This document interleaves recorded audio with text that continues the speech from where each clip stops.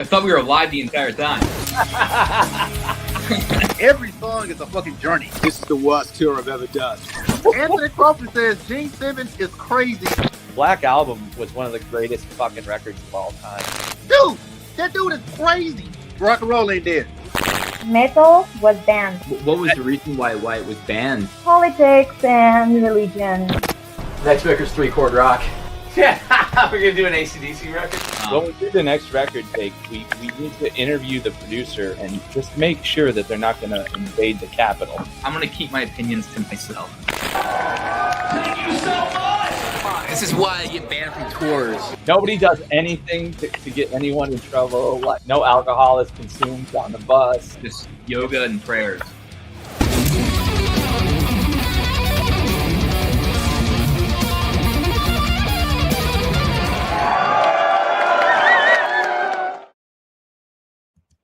Well, hello, everyone. Today we have John from Judicator. Say hello to all of these fine people. Hello, how are you? Very happy to be here with you. Man, we have you know James Delbridge from, is it Lycanthrope? Is that? Yeah, I love that guy. He is a jolly good fellow. I met him a few years back, and somehow we connected, and he's been helping us out with some of the social media stuff that I just don't have time to get to, and he's been acquiring guests for us for this little podcast, and the people that I would not have thought of have been booked.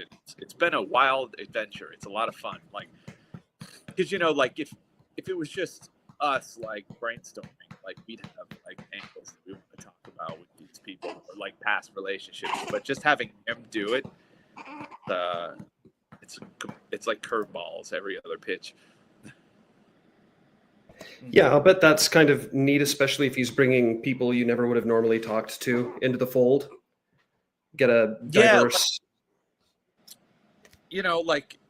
Obviously, we're all around the scene, but you don't get a chance to talk, especially as vocalists. You're not talking to anybody on the day of those festival shows. Oh yeah, certainly. Yeah, that's always been my a big point of my insecurity with shows and stuff is, you're the front man, and so you're the face that people usually first associate with the band. And so when it comes to networking or talking with fans, it's usually you who the people want to talk with. And so, man, you always want to try to network and get your foot in the door with X, Y, and Z person, or just fans. Because you talk to fans, you never know who might be a really good connection and who might be a new best friend or something. And so I always find myself kind of shooting myself in the foot by going out and socializing and talking too much before a show, especially if, God forbid, you go on a little bit later in the night. So it's not enough to try to preserve your voice, try to not drink alcohol. I always end up running into that conundrum. I just made it a hard rule that I go and hide and do some other business, which doesn't involve talking until I do an hour before the show is when I'll actually start speaking and having my first drink, no matter how late it is. And I don't eat either. So if we're playing at 11, I'm having my first drink at 10 and not eating till 2. So wow. And it's worked out for me over the long haul. I have not had any vocal issues, and I don't want to say how old I am, but it's been a long road. Yeah, I mean, I am pretty comfortable with intermittent fasting. I've made that kind of an off and on thing that I've done for a couple of years now. But I know one other person, for example, who doesn't eat. He only eats in the evening, and that's it. He doesn't eat lunch. He doesn't eat breakfast, but he will eat dinner. So, I mean, what you're describing sounds like, holy crap, how could you? But I know it can be done. And even myself, sometimes, even today, I hardly ate anything until an hour ago. And so 3 p.m. I don't know. It's doable. I think the human body is capable of much more than you normally might think. I mean, most of us certainly have enough calories stored in either our glycogen or fats. You know, like we'll Yeah. be fine. Honestly, like for me, when it comes to physical activity, I like to have an empty stomach, whether it's like on a baseball or basketball court or singing on stage or in the studio. I don't eat on studio days either. I don't do it. I don't know. It's always worked for me. Yeah, well, I mean, there's probably something universal to that, because even for myself on show days and big high performance stuff, I tend to keep it light with like protein or salads or whatnot. Sure. So just cut to the chase and don't eat anything. There you go. I might try that. Don't eat until an hour before your performance. There's something about it where like you can I mean, look, if you're eating if your diet consists of a bunch of carbs and grains and whatever, and you're like gonna go on stage with low blood sugar, then like it's not gonna work. But if you generally are eating like a lower carb diet, like mostly healthy meat and vegetables, then you can get away with it. But yeah, I mean, I know some people that they'll like faint if they don't eat by like 11 a.m. because they have, they're just used to getting that glucose spike, in the morning. Yeah, as I said, I mean, I have over the past, I don't know, like 4, 5, 6 months lost 20 to 30 pounds or so. And that has been something that has been very interesting. So like you mentioned, like, oh, I can hardly function if I don't eat by X, Y, or Z time. Learning how much of, I don't know, it's so cliche, but like the ability to recognize that your body has control over your mind in a lot of ways.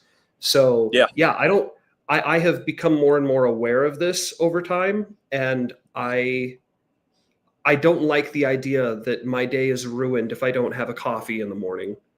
I like to have my coffee, but I like to try now to stay away from things like that. Because, I mean, my dad has like coffee. And I remember one time he got his knee replaced or something, and he was in the hospital in the morning and he wanted coffee. And they were like, this is a hospital. We don't have coffee. Like, you need to be. And he threw a bitch fit. He threw a massive fit. And it was so embarrassing for us to be there. And I'm like, wow, he is becoming an absolutely just a monster because he can't get his coffee. Dude, it's not even like, it's not even physiological. Like, you've got that mental habit too. Like, it's a ritual. It's like, not to bring religion into the fold like so early, but I mean, imagine like growing up Catholic and you're in the church every Sunday. Like, that's going to become part of your like weekly routine, whether or not you actually hold that faith or not. Like, you're gonna like, because I still like, I grew up like going to like Sunday school and all that, and there's something about Sunday morning that like it makes me like want to replace that activity with something that's regular. You know what I mean? Yeah. Well, I mean, I think kind of what we're maybe dancing around is that there are good rituals and bad rituals. There's good traditions and bad traditions. So just because something is something's a tradition or a ritual doesn't mean it's bad. But yeah, if it's, I literally can't function and my day is ruined if I don't have my coffee, then yeah, maybe that tradition owns you instead of the other way around. I mean, I've had elder grandparents, especially grandmothers, that had to have their schnapps at night, and even though they're taking like 60 fucking pills, and they would not give up. They would not give up that fucking nightly 1.5 ounce of liquor, So I guess, there are different frames of reference for what is a good and a bad ritual or habit.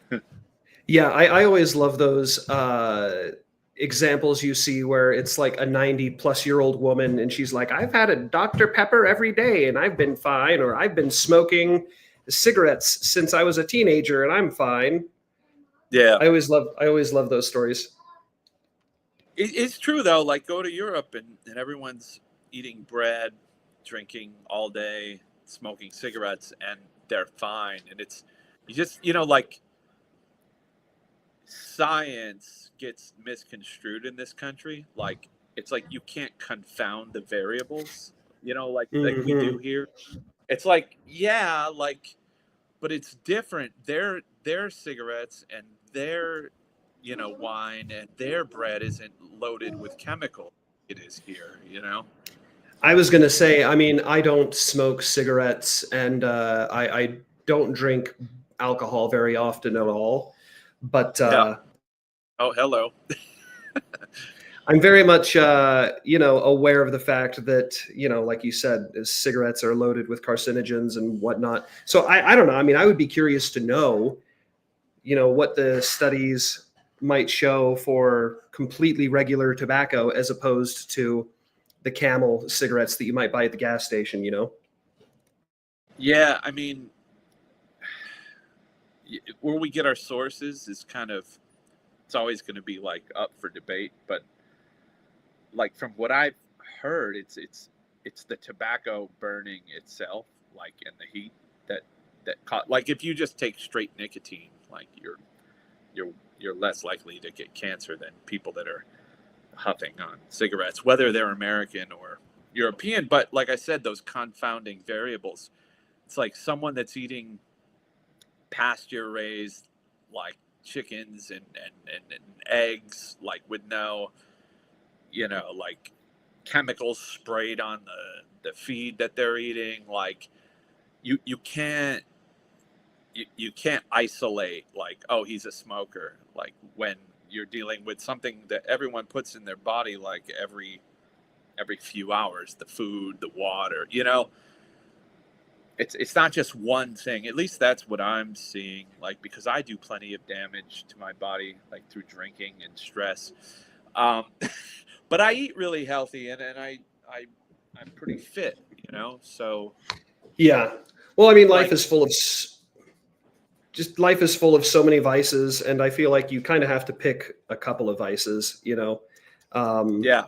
But I mean, yeah, what you're talking about, it's inescapable that so many products I can't speak to the rest of the world, but like in the United States, it feels like so many products are laced with nonsense or bad stuff. Red 40, the dyes that are sourced from petroleum and whatnot. I mean, my wife and I, we are growing a garden and we are trying to make more and more efforts to eat stuff that we grow and to try to get our food from more organic and ethically sourced sources. But at a certain point, it's like, yeah, I mean, I'm a slave to Diet Coke. I was right there with you for years, man, many years. Before I discovered coffee, I was a Diet Pepsi fanatic, like, and then I went to black coffee, which has its own problems depending on the source. But I mean, I'm not even talking about packaged foods, because you're in deep shit, like if you're eating packaged foods. But I mean, just eat like where you source your meat, like what's done to what's sprayed on your vegetation, what's in the soil of the vegetation that you consume. Like it's kind of like in America, we have like a whole pack of wolves behind us ready to eat us, but like, one of them's going to get you, but it's better to face one or two than the whole pack. Yeah, totally. I mean, the more you can minimize the number of these kinds of things that might be against you, the better. Where are you at, if I might ask? Yeah, no, I'm in my house, and my house is located in Utah. Are you like near SLC? Yeah. So I live in Kearns, which you could say is in Salt Lake City, because nobody's going to know where Kearns is. I mean, Salt Lake City proper is maybe like a 20-minute drive away from where I am, but North, south. It's all part of so Salt Lake City, I would be southwest of Salt Lake City. So off the 15. Like, Utah? Well then, yeah. So I'm in Las Vegas right now. Okay, yeah. So I'm west of I-15, and I-215. Okay. I go to shows all the time. I mean, obviously, I like touring musician, so I've been to Salt Lake City. But yeah, I went to King Diamond in Salt Lake City a couple years back. Oh, I might have seen you there. That was he's been there a couple times. You might have seen me drunk on those 3% fucking beers that you guys have. It's funny you mentioned that. I remember Sabaton came through here at one point, and I managed to get the set list from the stage, and it had like Sabaton, the date, Salt Lake City, and it had blah blah blah blah blah blah blah in Swedish, and I was like, "That's weird. What's written there?" And so I put it into Google Translate, and it said Salt Lake City, land of 3.5 alcohol or whatever. So I'm like, "Oh, that's funny." Even the Swedes were informed of our alcohol practices. If they have a good tour manager, they were in contact with that tour manager about their alcohol consumption well in advance. And they were advised as to like what's going on, and they made it a point to say the guitar player, not like guitar players are alcoholics. I mean, I'm missing my alcoholic guitar player who's on a boat somewhere in the Gulf of the Americas. If he needs 6 beers, like before and on stage, in Salt Lake City, he needs like 9. Like that's just math, right? I mean, sort of an interesting byproduct of our weird liquor laws is we have a good number of microbreweries and local breweries, and because of the restrictions on alcohol content, there's more of an emphasis on flavor, and so it's give and take, whatever your preference is, but. A lot of the alcohol we have that is low content is actually pretty tasty. Well, I was going to say, I spent some time in St. George and Bryan Head, and there's a local brewery that does a really good stout over there.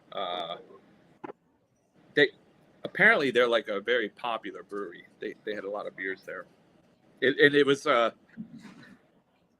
bottle had like a ghost looking demon or devil. If you saw the bottle, if you've ever seen it, you would recognize it. It was very, very Renaissance or pre-Renaissance era European art, like the bottle. Good beer though. But we've got some fun ones. What's that? I just said, we've got some fun ones. We've got like the polygamy porter. That's probably one of the more well-known ones. I think that's the one. Yeah. Yeah. I have the bottle here in the studio somewhere. Whenever I find something interesting, it gets stuck in the studio. Yeah. Curious habit. So you guys have a new record.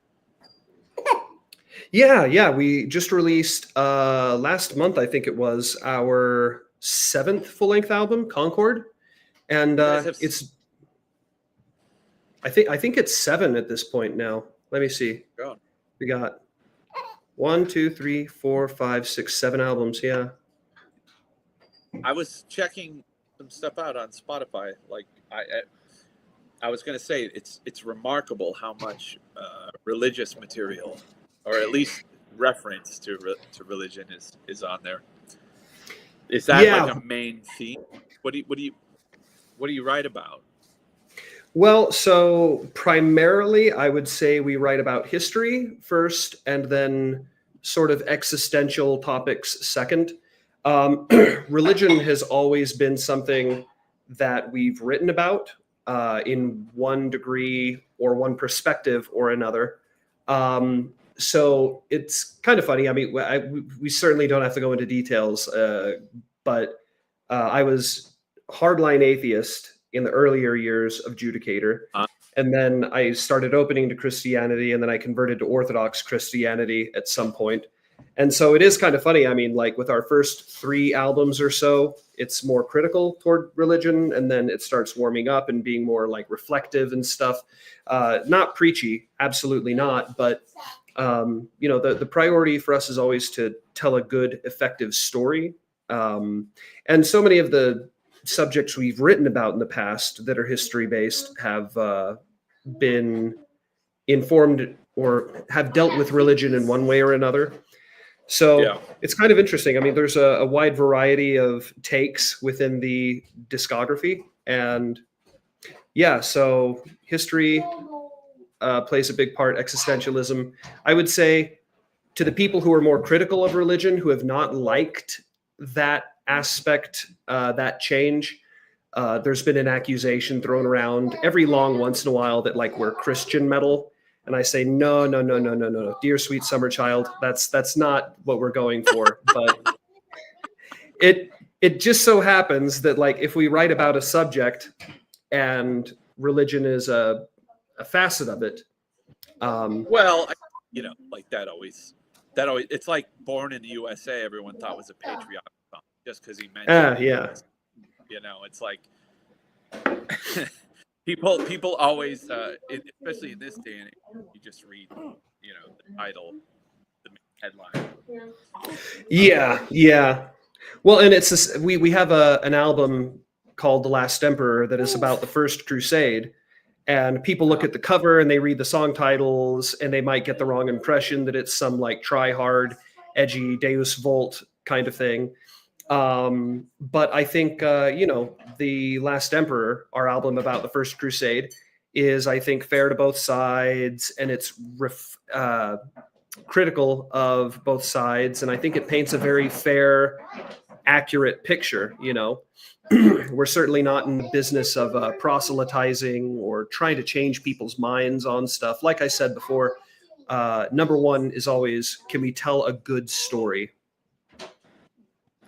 So, like you said, you on your earlier stuff, you were more critical of religion, and I think a lot of people get religion and faith mixed up, like when they talk. Like it's. I think it should be discussed separately, because faith is a personal thing, and religion is kind of like a. It's kind of like a civilizational, it's a construct of power, right? Like, Yeah. I mean, the Catholic Church isn't there for thoughts and prayers, Yeah. Yeah. I don't know what to say. I mean, I would say I agree. Right. Yeah, I mean, it is interesting because, myself, a Christian, but we also have, like, on our third album, there's a song called God's Failures. So, I mean, our third album is very atheistic in tone. But, the way that I sort of compartmentalize that or make sense of it now, because, like, I'm not going to sweep anything that I've done under the rug. That sounds like Catholic. God's sounds like, oh yeah. It's a part of my journey and my story, and that's what I was thinking at the time. I was filled at the time with a lot of pain and hurt, because that album is about my oldest brother who died of cancer and my experiences with that. So that's a very heavy album. How old were you? I was 18. Yeah. Wow. Yeah. So. Yep. Yeah, I mean, I think all of us have been in a super heavy situation where, whether you are atheist or whether you believe in one God or another, you're faced with some kind of great tragedy in your life, and it causes you to step back and be like, whoa, like, I know that tragedy exists conceptually, but now it's visited upon me. And that can be a great challenge to people's faith. And even for atheists, it can stir up a whole bunch of emotions that pertain to that kind of thing. So it's a very human thing to go through, doubt. I would say you're lucky if there's only one, honestly, because, life is life is long.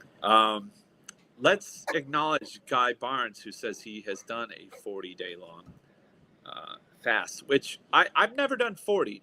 I have done 27 days water fast. 40 would be pushing it, especially since I did my water fast when I was sub 15% body fat, and that was a long time ago.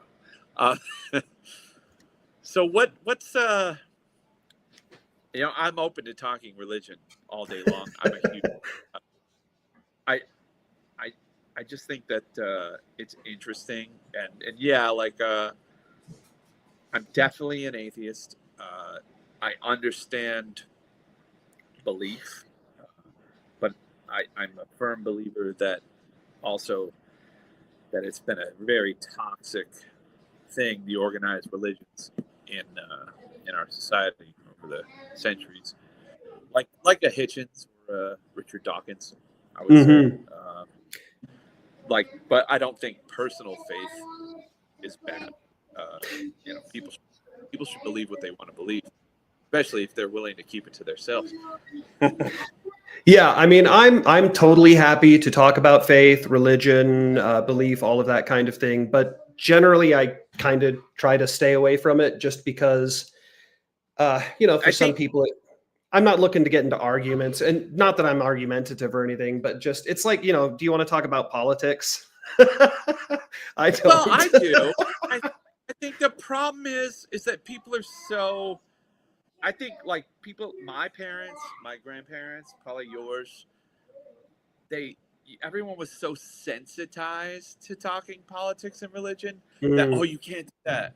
So then it never became a normal thing of discussion. So everyone is so sensitized to whenever it happens that, there's no thick skin. Like, I think everyone should be used to talking about sensitive topics, so that we cannot kill each other when they fucking come up, because they're going to come up. I totally agree. It's there's this idea that when you can't talk about something, then the only thing left to do is to act.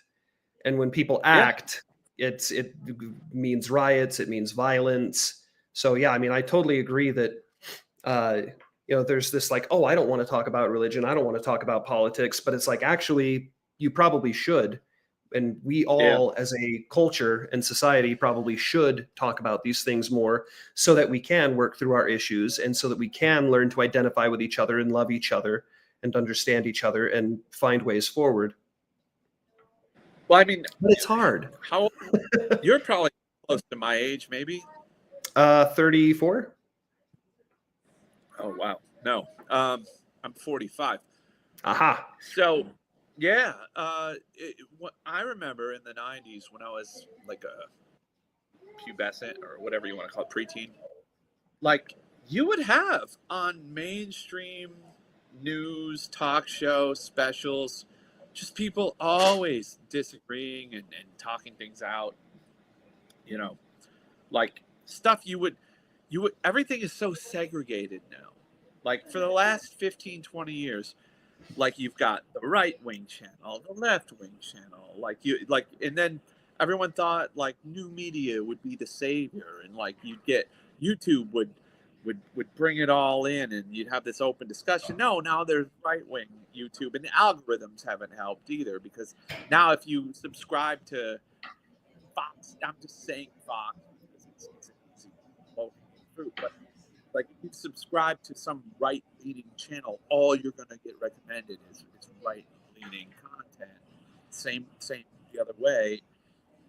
And it's like, that's not how it used to be when I was growing up. I mean, yeah, it just seems like, not the internet, but the way that the internet was like commodified, and the way that they use these like AI algorithmic platforms have really like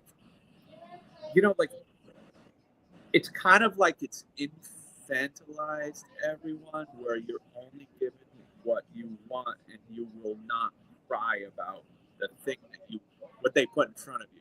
It's like, everything is about like person in front of the screen. How do we make them happy? That's it. And I think that's really detrimental to society. Yeah, that kind of touches on some things that I've kind of been mulling over in my head, but I haven't like crystallized it into like a thesis statement or something. But yeah, I agree. I think social media, like you mentioned, I feel like when YouTube and the internet started to become bigger, there was this promise, this hope that it's going to democratize information, and in some ways it has. I mean, it's been great in a lot of ways, but it also, like you said, I think has.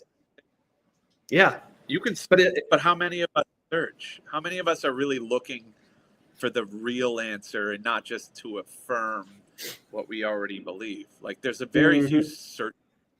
You know what I mean? Like, well, and especially now, I mean, there was always this assumption that like, oh, Google is unbiased, or Yahoo, or whatever your search engine. It's like, no, they are a company and they have interests as well.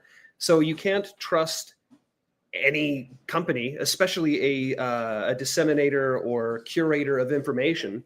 I mean, everybody, for better or worse, in greater or smaller, is a political agent. And so certainly, I mean, that's a big temptation to have, being head of a company that has the ability to interact with millions or billions of people, and you have the opportunity to sort of put your finger on the scale. So, I mean, you can't even trust information half the time, even if your prompts, your searches are very mild or whatever. Well, how much stake? How I mean, it's not like, like we used to do commerce on such a small scale. I mean, my grandfather's lawnmower business had less than $20,000 in revenue a year, and now we're talking about companies that have $1 trillion in revenue. They're not going to chance anything. Yeah. I feel definitely like I'm fighting out of my weight class, because these are big things, which I find interesting. But I'm like, the deeper we go down this, I'm going to be like, look, Joe this Rogan is good, has this a is show bad. with like 100 million viewers.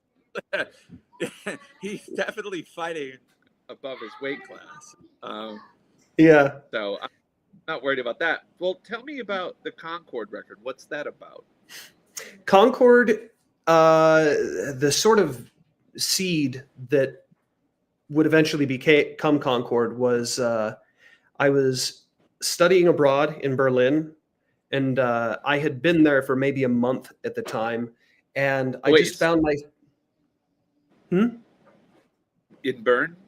Oh, Berlin. Oh, okay. I thought you said so Bern.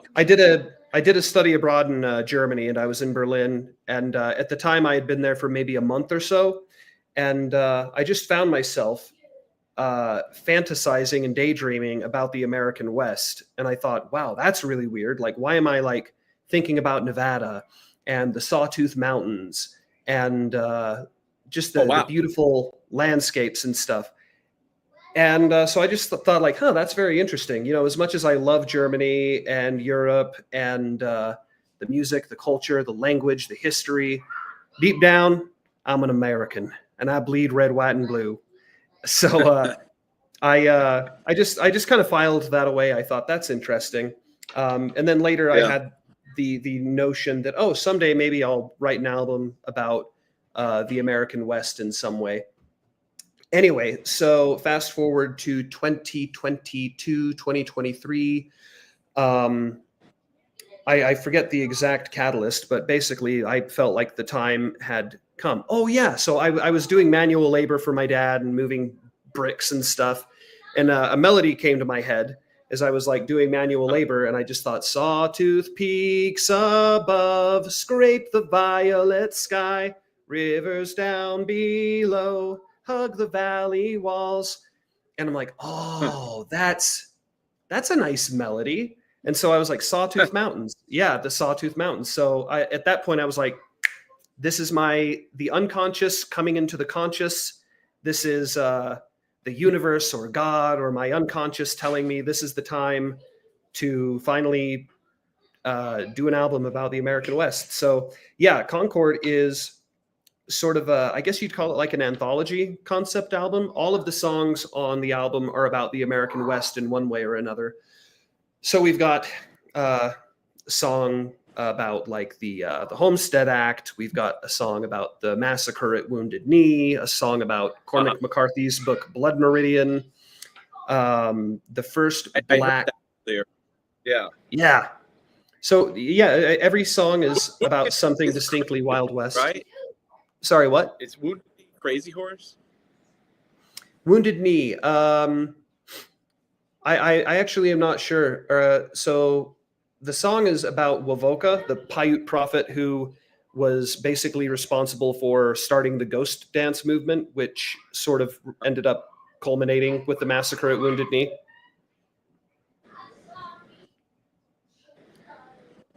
Hold on. I don't have a Jamie like Joe Rogan does. Jamie, can you pull that up for me? Yeah, exactly. Can you Google search this for me?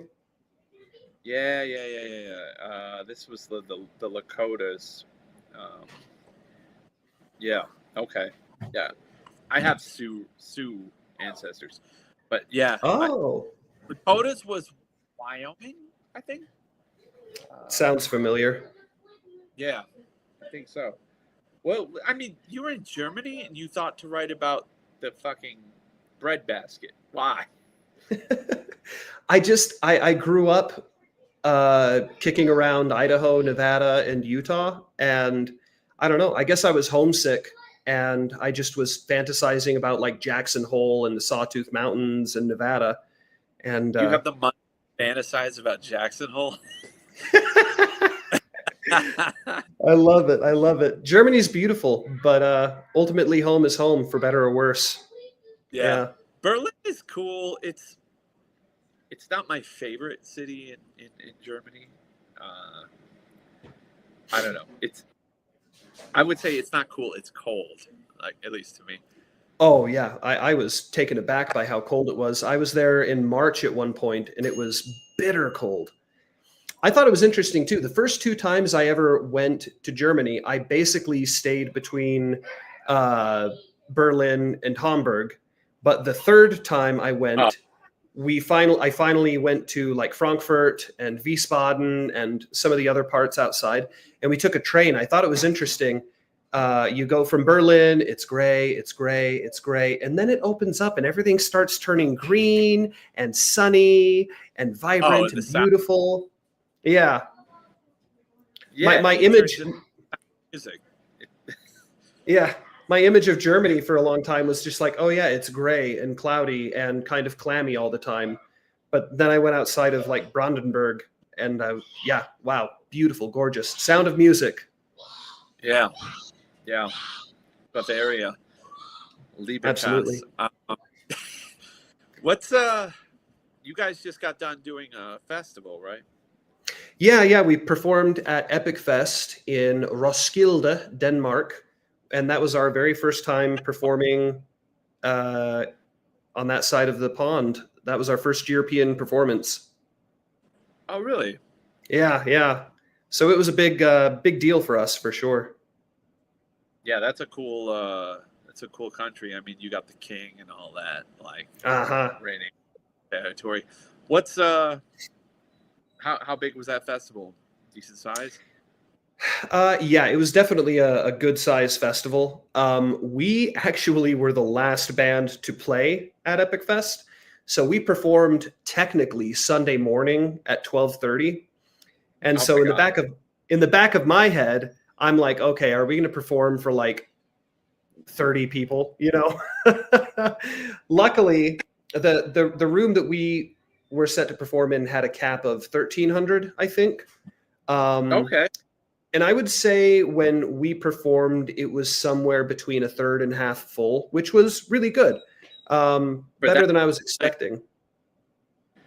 We've headlined festivals where by the time you're on stage, everyone is so fucked up that like you're better off playing at like 9 p.m. Like even though you're the headliners, like it's too much. Oh yeah. Like I don't know. I don't know. I can't do it anymore. I cannot go to a festival that starts at noon and stay till midnight. Like that's crazy. Well, and that's kind of a funny thing too, is we are organizing our own festival here in Salt Lake. It'll Oh, be it'll be here in Salt Lake, August 22nd and 23rd. And okay. it's sort of a food festival meets a music festival. But what we're doing is exactly what we're talking about, which is to say, I don't know what time you normally go to bed, but so many times when I'm out at a show, it gets to be like 11 o'clock and I'm like, I'm tired. I just want to go home. And so what we're going to be playing around with at Grillfest this year is the headliner goes on at 8:45 and closes at 9:45. So everybody is going to be done by like 10 at the latest, which for me is like awesome because that's what I would like to be more common. Like, I don't know why it has to be the case that, oh, you're the headliner and that's a big deal. That's awesome. But you're going to go on at like 11 o'clock and play for like half the number of people who were there at like 6 or 7 o'clock. So yeah, It's the bar. It's because of bars. Like if you're going to like an amphitheater, the headliner's on at like 9:30. You know, like if there's whatever the tour package, like maybe they start at 7, right? Like unless there's a curfew, like if you're in a city with a curfew. But like in most civilized states like New York or California, like you like the show starts at 7. If it's 3 bands, the headliner latest is on at 9:30. Latest. And then everyone's out by 11 so they can go to an actual bar and post game if they want, or grab food and go to bed. But it's the bar, man. The bar circuit for bands is so tough because the headliner's on so late. It's really tough, you know. And I think it does suppress ticket sales, especially if it's not on a weekend. Yeah, I mean, it's sort of like a micro show, or I don't know, like I can even imagine like a show on Saturday being like 5 to 10 or something. Like it feels, I get it, you know, you want to stay up late and party and stuff, but why do the bands have to go on like so late? I've played shows where it goes until like 1 or 2 in the morning and there's like 4 or 5 people there. Why? Like, so you can sell more drinks?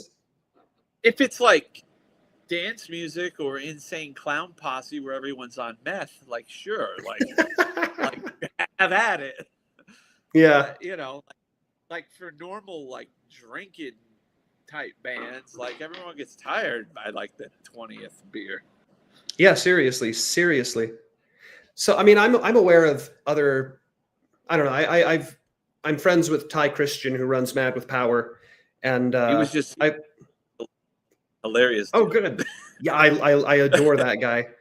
But I've had similar conversations with him too about why can't we make festivals or concerts more audience oriented, serving the audience's interests. And I speculate based on my experience, it feels like people would be much more receptive to shows and festivals and stuff if it were done more like with that kind of attitude. So yeah, I mean, like with Grillfest this year, we're going to play around with it. We're going to see how does the audience respond to being out of the door 9:45, 10 or so. Will they appreciate that, or will they be like, oh, I don't feel like I really got my money's worth? I think it'll be a positive reception. Yeah, I mean, I remember in upstate New York in the late 90s, there was a K-Rock radio station, like a regional station. And they would do like what was called the K-Rockathon. And it would be out at this racetrack. And you would have like 6,000 kids, like all age. It was all ages. But you could walk there if you walked like 8 miles. I don't know how people got there. Like it was kind of like a mini Woodstock. But the reward for being there the whole day was after the last band, like it was a huge fireworks spectacle, and you know there's like a lake nearby, and it's like, you know, I think you're right though. Like the audience needs are not really being met in the current climate. But I think that's kind of a sign of the times, because there's no money. Like, you know, like a band, tours used to be where you would lose like money if you're a big band. I mean, small bands like us still lose money. But like the big band would make shit tons of money on the records, but then spend tons of money on the production to make the show like just like irresistible. Like you had to go to that show, right? And now it's the opposite. Now it's like, how can we bare bones the show so we subsidize making these fucking records? Because as much as the internet and like the lower rungs of the industry and these smaller labels like to say that you can make a record for no money, like it's bullshit. It's bullshit. I have a studio right here, but I wouldn't make my fucking like record that I want to last till the end of time here. You know, like it does. I think the rappers are to blame, honestly. They're like T-Pain, and I love T-Pain. Like, he's like, oh, you could like you just make a record on a computer and upload it to Spotify. I'm like, fuck you. Like, you can, because everything's in the box. You don't have to mic anything. Like, yeah, like I can make a dance record every hour on the hour. Like, that's something that really sucks about the way that media in general has moved. We touched on this before, but like with TikTok and Instagram, you don't seek it out. It like just pops up based on things that you've liked and things that you've watched for slightly longer than other things. Everything is curated toward you. It's sort of eliminating your own ability to think and to go out and choose. And the way that a lot of music now is, can you upload a new song every 2 weeks and keep the algorithm happy, keep people coming in, keep eyes on your content, then you can get ad revenue and all that kind of thing. So yeah, it doesn't even work. Like, I've done that. It doesn't work because it's looking at more than just your upload frequency. I mean, there's a billion people out there uploading garbage like every week. You know, the sad thing is I talk to like I know this sounds really like cringy, but I target like high school kids. Don't take that the wrong way, right? But I mean, like Coca-Cola and McDonald's target kids. That's how you advertise. That's how you like establish a brand. But they think that they've heard everything. It's insane because they have been conditioned that like everything put in front of them is what's cool because they're kids and like that's it. And it's crazy. Like they like you, because look if we want to go spend like 10 grand on Facebook ads tomorrow, you can't even target 13 to 18 year olds, which is that's where you need to be. You need to be there. You think that Miley Cyrus, I mean, not that she's a young artist anymore, right? Name a young artist. Do you think that they can't target 13 to 18 year olds? You know that Universal Music Group has an inside where they can get a hold of those 13 to 18 year old whatevers, right? Like Sleep Token, right? Big label. You think that they don't have an in on those 13 to 18 year olds that like Marilyn Manson, Typo Negative, Ghost, like they have it, but we don't have access to that. And that's the ball game. That's why like all these mid-level bands can't get any further, or you know, at least it makes it very much more difficult because there's still a corporate stranglehold on the advertising base. They spend more money and that's the game. Like whoever spends the most money on advertising is going to win the game. Coca-Cola, no one needs to know the name or ever see the name Coca-Cola again, right? But they spend billions of dollars on advertising. And the reason is they want to crowd everyone else out. It's not that you know what I mean? It's market share. Like at that level, it's all about market share. It's like stopping other people. Like the labels will sign you and not promote you just so you don't take market share from their other, like if you're a power metal band. Well, we'll sign this band. So they're on the rise, and now they won't outcrowd like Blind Guardian or whatever other power metal band. It happens all the time. I see bands get signed, and then it's like they're doing worse than when they were unsigned. And it's like, well, who's on the label? Oh, well, there's 3 other big priority fucking bands on that label. Oh, you were signed so that you wouldn't take up any more space. Yeah. Especially if it's never take a cheap deal, because that's what it's for. Like they're giving you a shitty fucking offer so they can. But I'm on Nuclear Blast. Isn't that so cool? I'm on this big label. Exactly. Yeah. If they won't give you the money, that means you're not only not a priority, but they're probably doing it so someone else won't sign you and then push you. And then they're competition for their other priority bands. Well, and I tell you, it's funny that you bring that up. There's 2 things. Number one, I have heard stories about what you're talking about, of like bands being signed to a label and then they do almost nothing for them. They give them the payout, and they kind of just do the bare minimum. But then also, it's so depressing. So yeah, I mean, our last label was really good for sure, but I just did not get the feeling that we were really getting that much out of it. And once I had more peeks behind the curtains, so to speak, I just found myself thinking like, wow, I could do that. Oh, I could do that. Oh, I could do that. And so, long story short, like with Concord, with our last album, we went independent and we raised close to 10 grand, which, is, for us, it's a lot. It allowed us to do a lot. Yeah. And the album has gone on to be our most financially successful album to date. And we're still selling CDs and shirts and stuff. It's doing great. And we finally did end up signing with a label just because European distribution is such a pain in the ass, but it's so expensive. But like we were very, very scrutinous of what kind of deal we were willing to accept. So with Black Lion, I feel pretty good about what we're going to be able to do with Black Lion. Label. Yeah.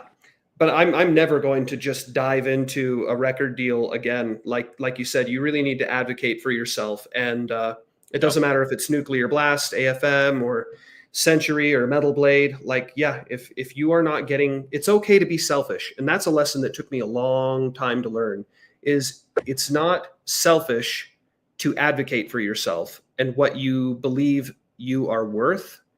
And that's my soapbox.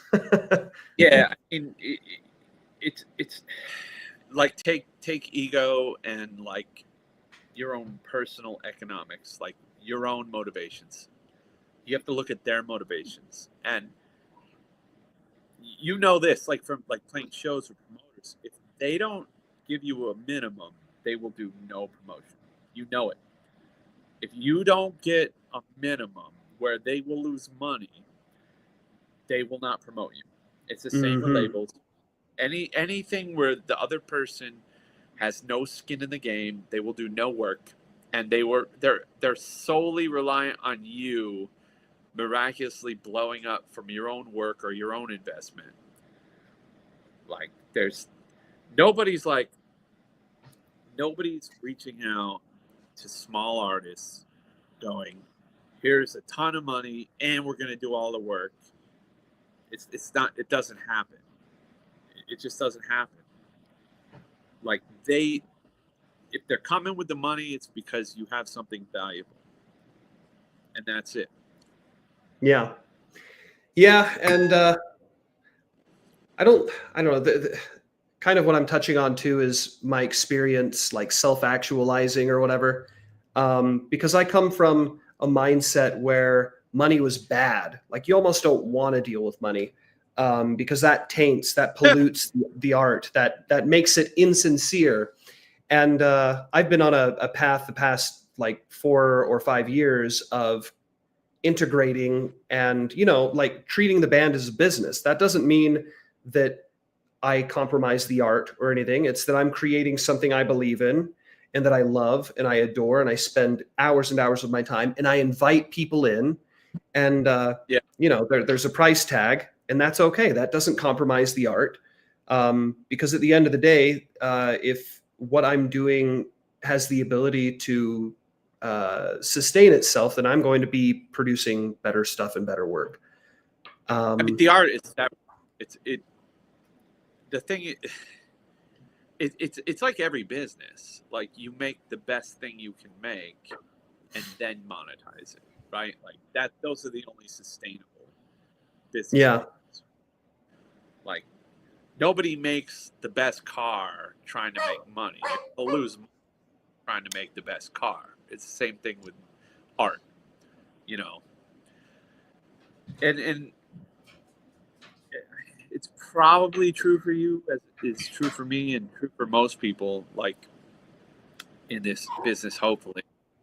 Except for, I mean, I don't want to call everyone out, because there's a lot of people that it's obvious that they just did whatever band they're doing to make money. Like, it's obvious. It's at that point, they're not artists anymore, and they're entertainers. And some of these people are my friends, so I'm not gonna call them out. But, like, you're just making video games in music form. Like Mm-hmm. You're not making art. Like, you don't, like, God, it's such a touchy subject, because it's such a big part of the industry now that to talk bad about it is kind of to shoot yourself in the foot, like, and burn bridges. But I gotta say, like, because I've had a couple of drinks, it's disgusting. It fucking disgusts me, and it's no better. Like, I love pornography, like, but like, making dwarf metal is no different than making pornography. Like, it doesn't have any artistic merit. It is literally just entertainment. It's entertainment, like watching TMZ. Like, it's like watching a spin-off series of Lord of the Rings. Like, Lord of the Rings trilogy is a great piece of art, right? The first one, the first thing that did that, it's totally original, great piece of art. But all the spin-offs are just cash grabs. And I just see with the power metal scene, it just disgusts me to no end. Like, and the scene eats it up, and that makes me more. Mm-hmm. Yeah, that's one thing too, where, like, the extent to which, like, meme metal or, like, memes have become ingrained. It's created a meme.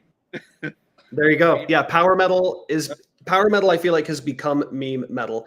And yeah, I mean, you say, I bet that if I listed the 10 bands I'm thinking of, you would probably share most of them in what we're thinking of. But yeah, like, I don't want to talk smack about this band or that band. No, because I like most of the people. Yeah, like, it's not perfect. But you are, it's bad for society. I agree. I mean, it feels like Budweiser in music form. Like, yeah, it goes down smooth, but there's no personality, or it feels like cheap, or it's worse than Budweiser. Budweiser is rice, hops, and that's it. Like, yeast. Like, Budweiser's at least made well. Yeah.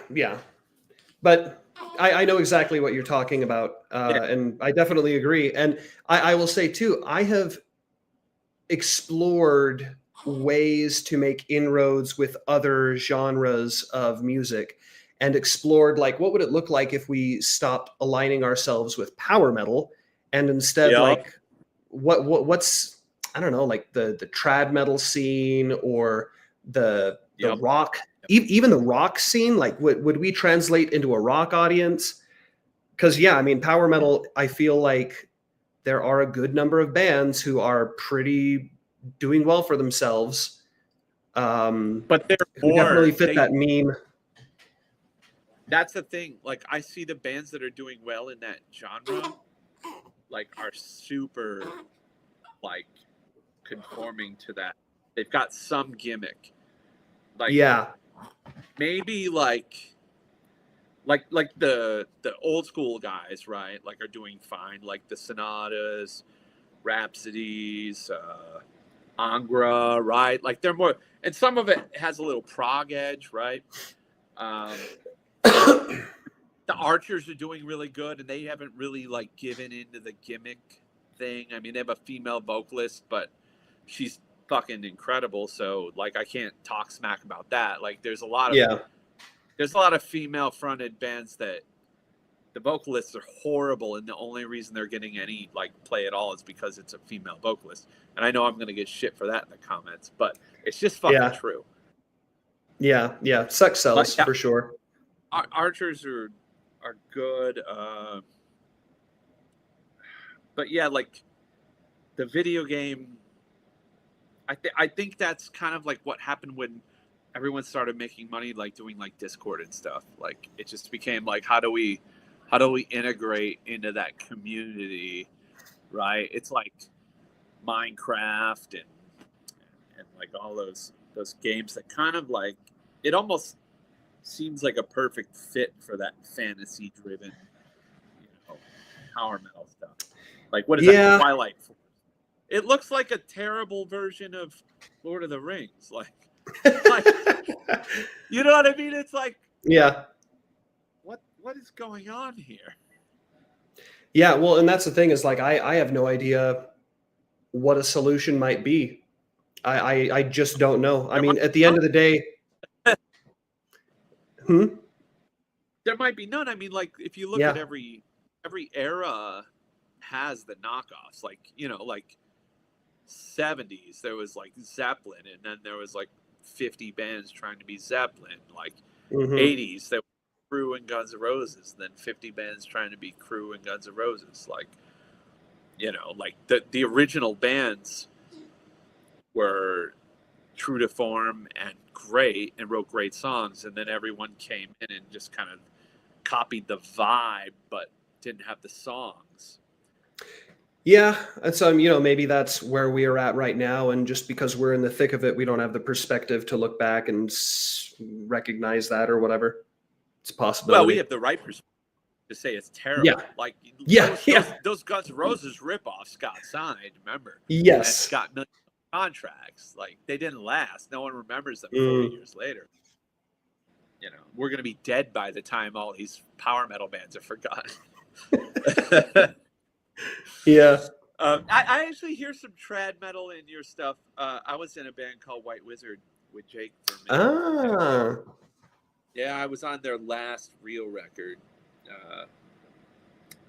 The Devil's Cut, in 2012. But yeah, I hear a little bit of that in the Judicator stuff. I hear there's a couple elements I hear. I hear a little Iced Earth, honestly, in some of the way you approach choruses. That might be a Ripper thing. I don't know. I mean, could be. Yeah. What are some of your influences? In general, I would say the big ones are probably, of course, like Blind Guardian, David Bowie, Charles Bradley, Iron Maiden, Bruce Dickinson. Charles Bradley? Yeah, who's that? Oh, Charles Bradley. He is a black soul singer from New York, and I don't know his life story super duper well, but basically the gist of it is. Did he have a big song? A big song? Yeah. That everyone would reference? No, he's beloved, but I don't think he's like super duper famous. 2,200,000 monthly listeners on Spotify. So, I mean, he did well. Basically, the gist of his story, to my recollection, is that He grinded and grinded and grinded and grinded and never got anywhere. And finally, like in his 60s or whatever, or 70s, he finally made it big and started like doing great things. And his work is just amazing. I really adore Charles Bradley. I think it's following right now. Got 2.2 monthly listeners now. What did you? Because I've listened to the Judicator discog. Obviously, like, you know, as a vocalist, that's not your only thing you do, but that's, you know, what everyone's going to know you for. I know. What made you like him? I think I've always been very attracted to gospel and soul and Motown. Yeah, just like some of those, like Aretha Franklin, and yeah, no, she's great, and just I love that kind of music. And so when I first heard Charles Bradley, it just lit up and checked off all the boxes of stuff that I love about that kind of music. And I would love to be able to sing something like that. And I try to use some of those sounds a little bit in Judicator now. So, I mean, like with our last album, The Majesty of Decay, we had a song called The High Priestess, which is very funky and very weird, but we had a live brass section perform for that. Nice. And that was one of the most amazing things, was to have like a real brass section performing my music. So yeah, I mean, I would love to do more of that, but of course that song was a little bit polarizing. So, you know, I mean, you know, I can't. It's like in the American Revolution, the benefit of being small and the underdog is the flexibility.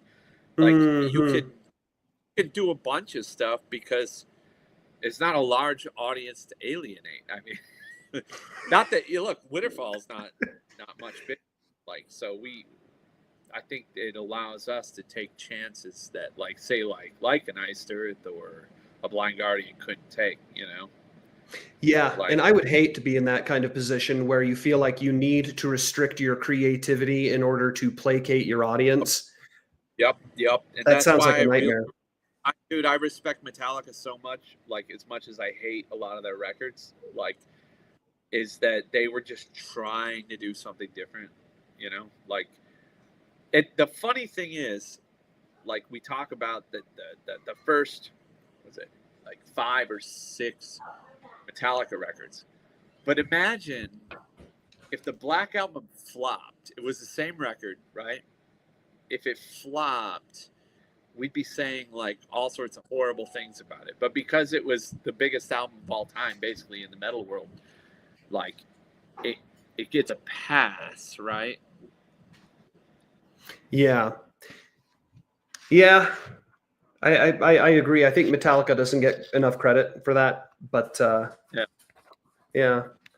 Well, let's ask if anyone has any questions. See if anyone leaves any questions in the comments. We still only have Guy talking about his 40-day fasting. If not, we'll wrap this up. And it's actually been a very interesting conversation, I must say. Yeah, I'm always happy to talk about Judicator and stuff like that, but this was a nice variety of talking points. Kind of some more off the beaten path discussion. I'll talk to you anytime, man. You're a very reasonable and educated person, so. Thank you. When's your next show? You said you were trying to put together a festival. Do you have any concrete plans? Yeah, so we are performing at Loud as Hell Festival in Alberta somewhere on August 2nd. So we'll be at Loud as Hell. Wait, is Stu's band playing that? I'm not sure. I know they announced a couple festivals in the area. I don't think you're talking about Into Eternity. Yeah. I don't think so. They've got Filth, First Fragment, a bunch of I can hardly understand these logos: Insurrection, Heartsick, Casket Robbery, Cyborg Robbery. Octopus. Yeah. What? There's a bunch of fun names on here. I'm happy about this because I feel like we've played a bunch of festivals, but you don't want to play the same festivals every time. And I'm happy about this Loud with Hell experience because we're going to be playing with a lot of bands I've never heard of. And I think that's great. I not only get to learn a whole bunch of new bands, but I can meet more bands and get to know more people, expand the network. I'm very happy about that. That's cool. So anything local in Salt Lake City? Yeah, so we have Loud as Hell in Alberta coming up in August, and then also August 22nd and 23rd, we'll be having Grill Fest, and we'll be headlining one of those nights, performing a 1-hour set, so that'll be a lot of fun. And yeah, it's going to be a hoot. It's really going to be something special, I think. That'll all be announced. Do you have that'll all be announced within like a week or two. Do you have links for tickets on that, or not yet? Not yet. We're waiting on just a couple more things. Drop me that, and I'll make sure to post it on all our socials. And we have a dark melodic metal page with like 10,000 subscribers. We'll put it on there.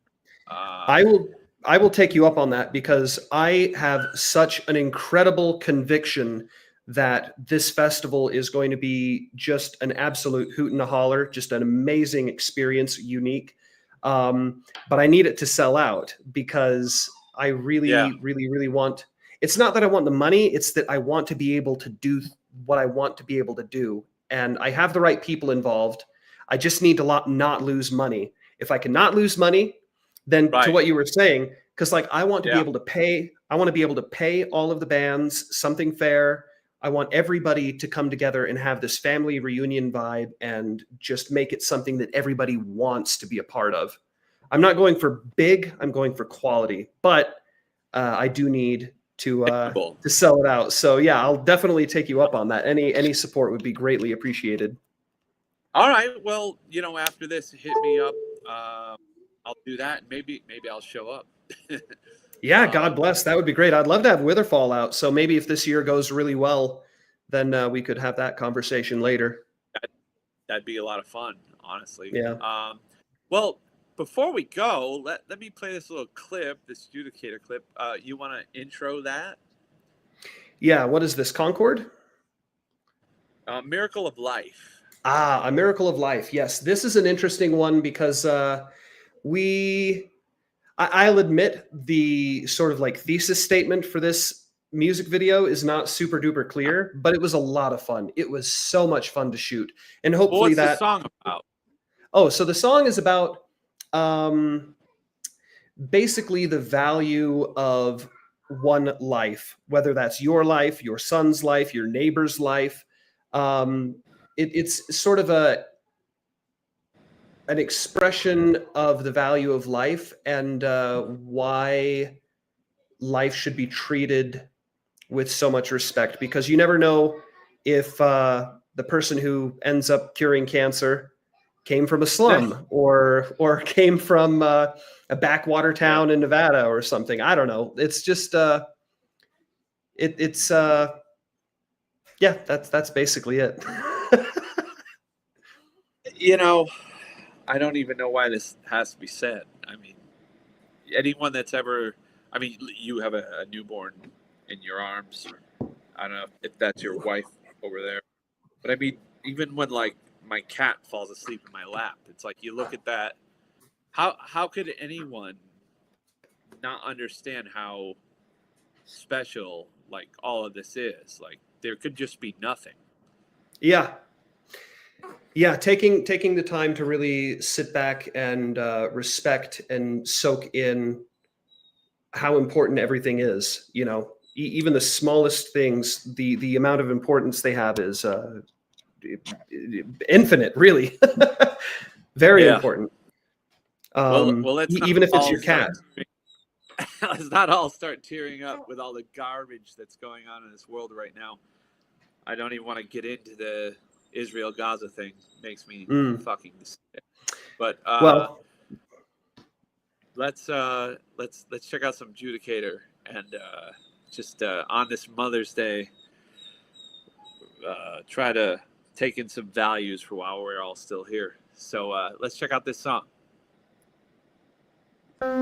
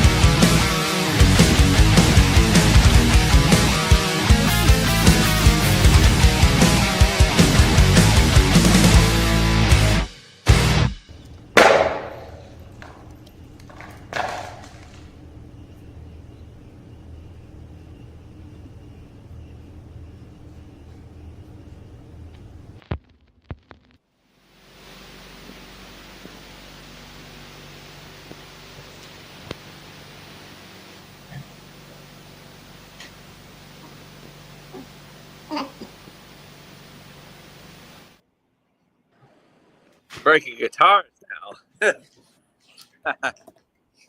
Hell yes. I like the hook. I like the hook in that song, and then you hit. I think you hit E flat live up there in the Yeah. second chord. Yeah. Yeah, that one was a hoot. With That's the cool, aforementioned. man. I like. Yeah, we did a music video with the last album in which we smashed a keyboard, and we thought, what's better than smashing one instrument for this time? How about we smash two?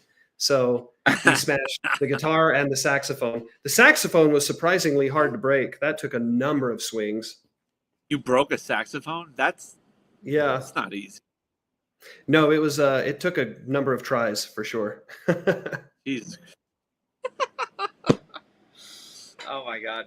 Well, listen, we're over our time. If anyone out there has any questions, we've had a lot of shy people the last couple of streams. Usually we have a bunch of questions. I don't know what's going on. It might have been the tariffs.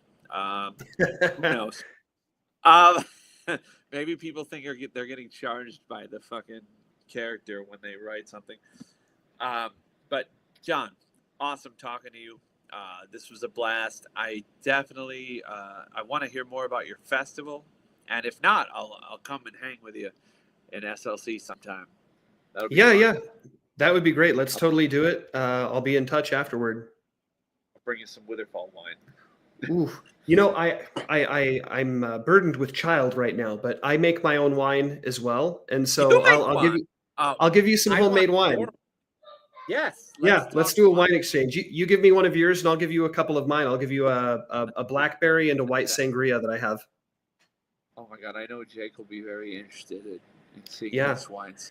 He is. In fact, if that ever does happen, I have 3 or 4 different flavors that I've accumulated that's homemade and everything. I'll give you a bunch.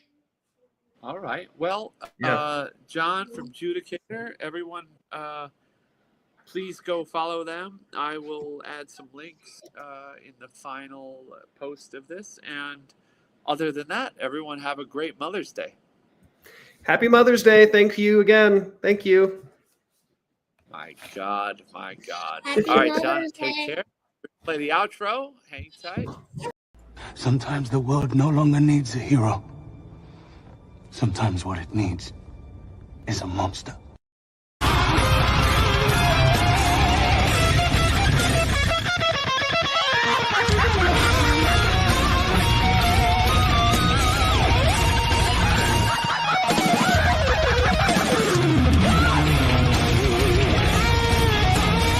Sometimes the world no longer needs a hero. Sometimes what it needs is a monster.